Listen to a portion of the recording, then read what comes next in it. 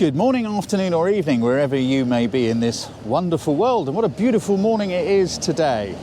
I'm standing in the High Street in Lyndhurst, ancient capital of the New Forest. And just behind me down the street there is the Crown Manor House Hotel, which is going to be the base of New Forest-based photo biker workshops where you can ride with me, shoot with me. We're going to explore some beautiful little roads.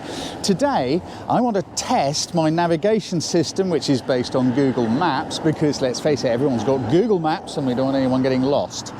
So I thought, wouldn't it be fun just to bring you along with me on the ride? We're going to stop a few places, take some photos, and I'm going to make sure my tech works. So let's go for a ride and shoot some pictures.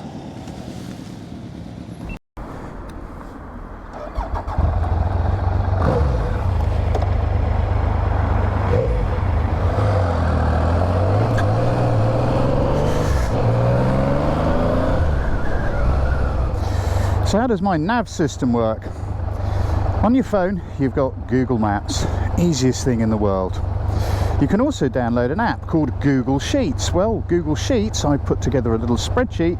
All you have to do at each location is just tap on the link and then Google Maps will tell you where to go. And beyond that, you can just enjoy the ride, look for photos, have a nice time.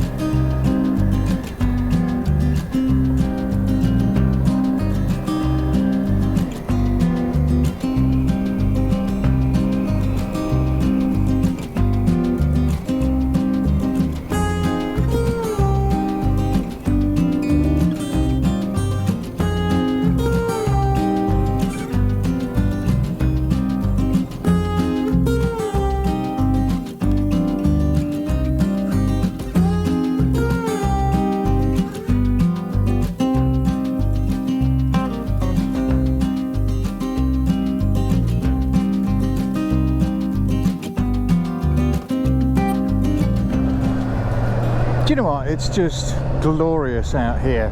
Wonderful day. Look at all this yellow that's going on. We've got the daffs at the side of the road, daffodils, but these fields of yellow where the oilseed rape is starting to come into flower. That can look awesome. I'm loving my built-in sunnies that those crazy photo bikers at Biker Heads gave me my Scorpion helmet. I think there's a photo opportunity here. We should exploit it. Here we go, look, a gate. It's been put there specifically for us. How awesome is that?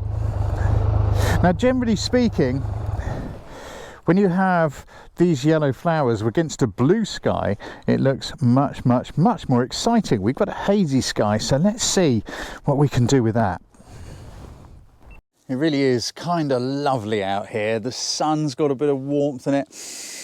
The air smells fresh and wonderful, and I love these colours. So how would you go about a shot like this? Well, it's very tempting just to have your camera on a wide angle lens and then just kind of point it out into the distance and go like that.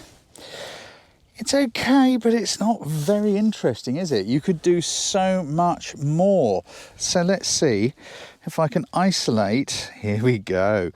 Just one flower. Now, I'm a negative space junkie. I like lots of empty space, and I think the blue and the yellow will work well. Now, it's annoying because, of course, it's moving backwards and forwards. So I'm just going to put single point autofocus on.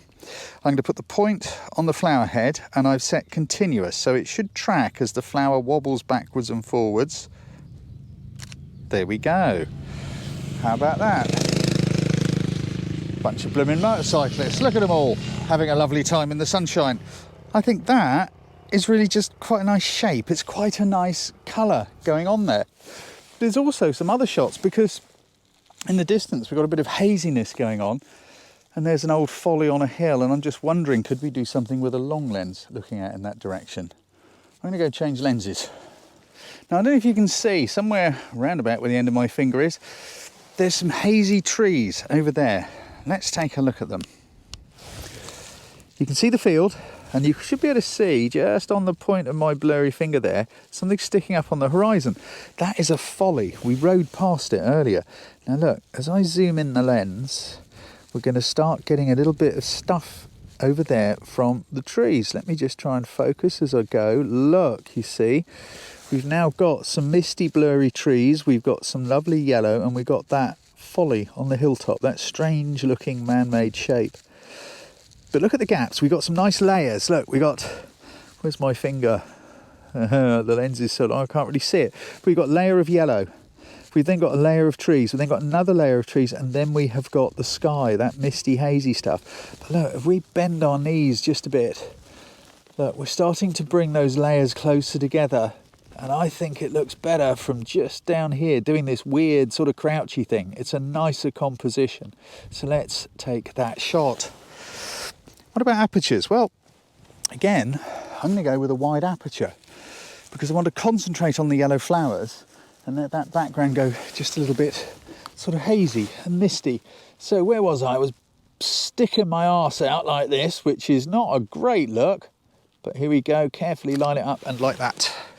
I like that. I love the backlit flowers against the dark hazy trees in the distance. I do think that's pretty good. Let me take it again from standing up because the difference is subtle.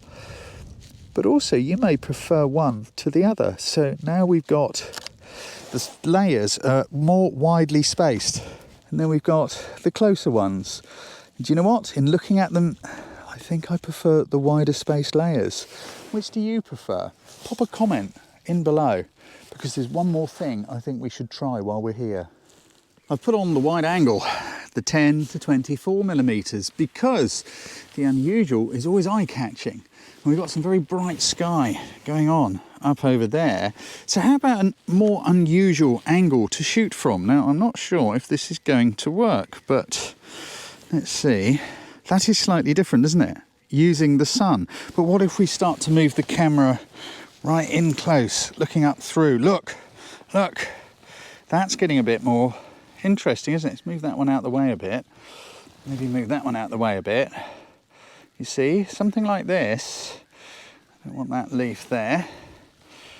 You've got to just be careful. It's very hard to see into this viewfinder, but something like that I think is pretty good. How do you expose for a shot like that?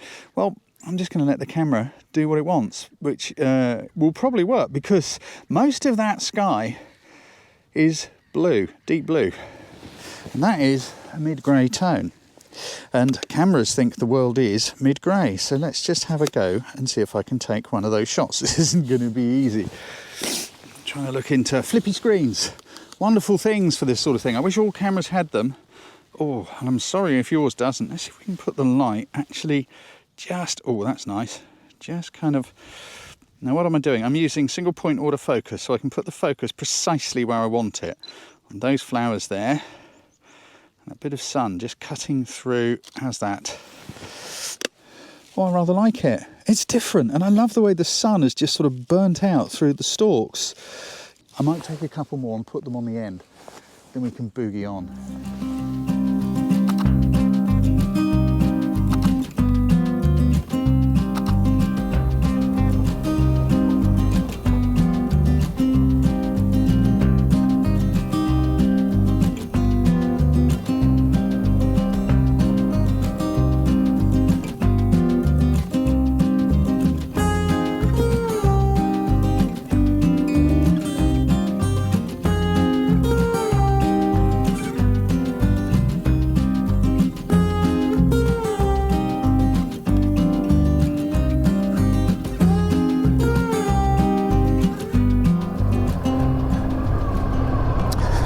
I think you might recognise this place from an earlier photobiker video, but it is one of the locations we're going to come to.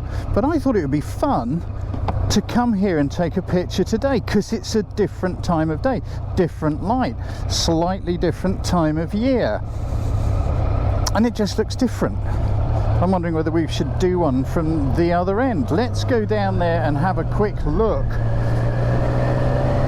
I definitely think I prefer it from that end. Shame there's a car parked up there, but never mind. Let's just see if we can recreate the photograph that I took a few months ago and just compare the two, see how different they look. But also, if you come on a photobiker workshop, this is somewhere we'll spend a bit of time photographing each other riding our bikes. How cool will you look riding your bike down here? Remember this place? We came down here in the winter. Now, interestingly, the sun is closer to where it was before, but nonetheless, let's recreate this one from down here. Where were we?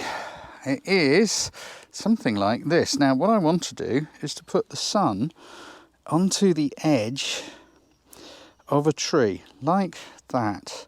Look, see, if we come forward, look, it disappears, and then when we bring it back, you get that little bit of starburst there. I'm going to go for a smaller aperture f22 to do this, and then we'll do a long lens one as well, because I want you to imagine how would you look riding your motorcycle up here if we got some really cool shots of you doing that. By the way, you don't have to be a photobiker to come on a workshop with me.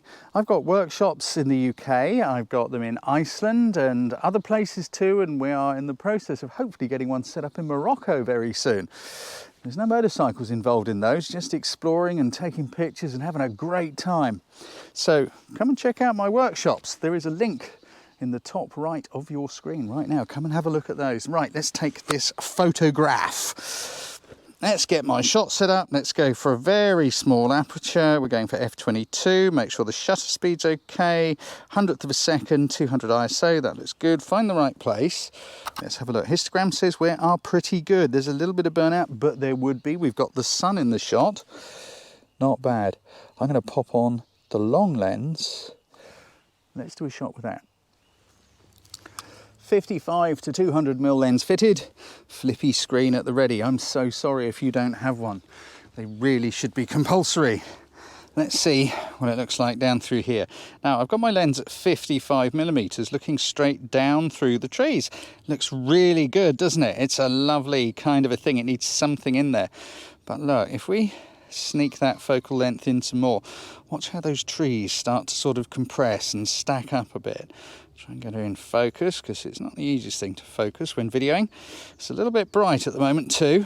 Let's see if I can take that exposure down a bit for you. That's better. But it does need a point of focus. It needs something to look at within the shot, which is why I think it's a great place if you come on the photobiker workshop to be photographing each other, practicing that down here, because it gives the shot more of a focus, more of something to look at. What about exposure? What about depth of field? I'm going with f18 because it's got a lot of depth of field. We're using a longer lens, so a smaller aperture is more important for long lens landscapes, so it gives us a bit more depth of field. What about shutter speeds and things like that? We're going to have some cyclists any minute. Shutter speeds, I'm on a 60th. I'm going to whip them up to 125, take the ISO up closer to 400 to compensate when I get cyclists. Let's see if we can do it quickly. Yes. Interesting, look at that. A subject works well. A long lens versus a wide angle lens. Very, very different shots, aren't they? This is all stuff that I cover in depth in my online masterclass in photography. And if you're coming on any workshop with me, I strongly recommend you do the masterclass. It's online. It teaches you everything you need to know about the camera, about exposures, about focal lengths, about why I chose a smaller aperture with a long lens, why you need a smaller aperture with a long lens when you're shooting a landscape, putting the sun into a shot, creating starbursts like we did just now, all that good stuff, where to focus, and of course the basics of the controls. Did you know there's only 5 controls on a camera you actually need? There's maybe 1 or 2 features that are useful, but most of that stuff in your camera is guff, put there by marketing people to tell you you need it, and you don't. Trust me. Trust me. How else did the great photographers of the 1980s and earlier take amazing photographs? They didn't have all that guff. So why do you need it? I can show you how. Let's move on to the next thrilling location and installment, because it is such a gorgeous day. Let's just go out and enjoy some more of it.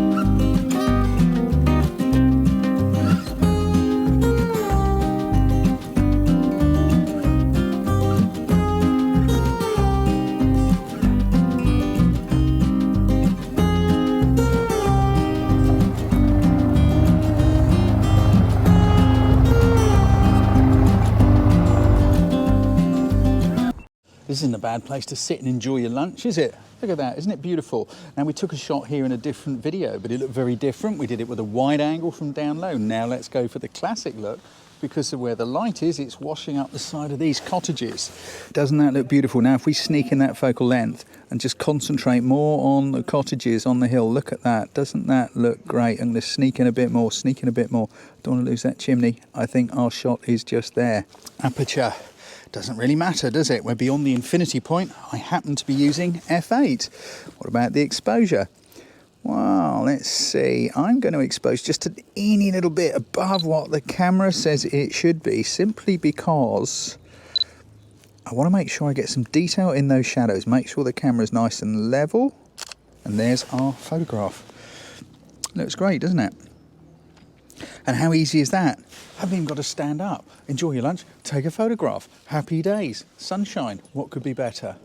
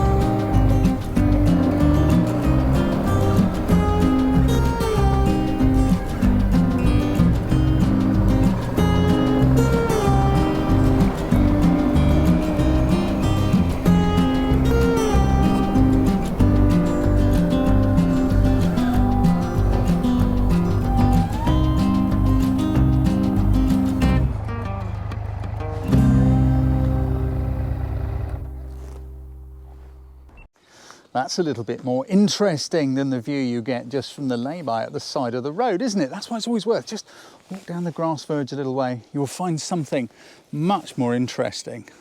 What have we got going on down here? So many things. Let's have a look. Now, think about compositions. Now, I've just got my 18 to 55mm lens on, and you see, we've got this bit of tree going on here. We've got the little house. We've got the badges on the hillside. So much more interesting. If we had some sheepy clouds up there in the sky, that would be even better. Now, is this the best position to shoot from? Not really.